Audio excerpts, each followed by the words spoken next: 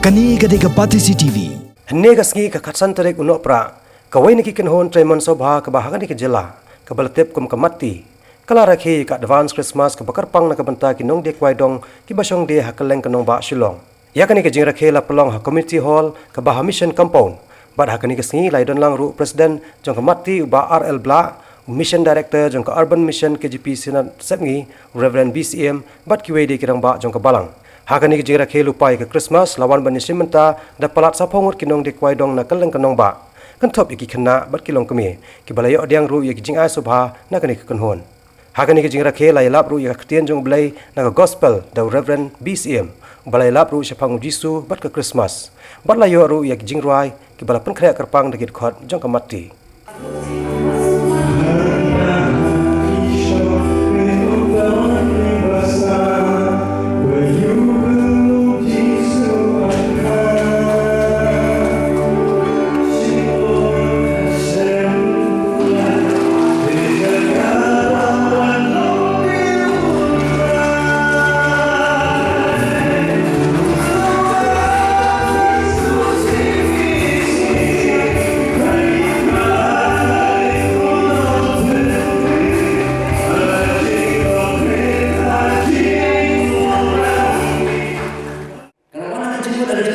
The gospel of Lucas menong baar, kerana kepala itu kepala. Bahan kubur Christmas kebenin kau kelaman, kedai kinomat lambat, kita halum orang kecil itu sampai, kita saksi halum. Badai hantar kubur Christmas kebenin kau kelaman.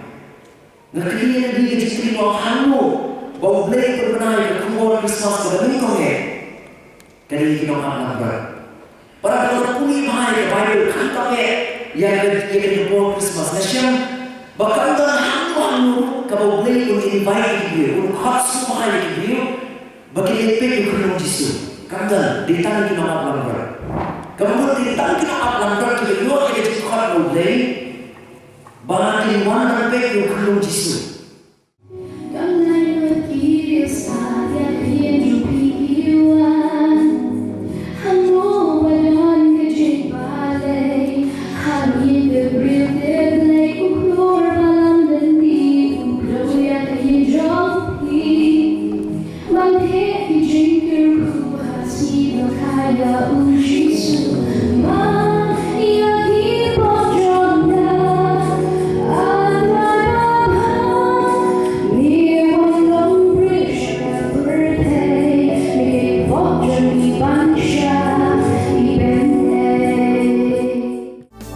Kani gadega Patisi TV. Bat pidang pek yaki kubor baman kasni.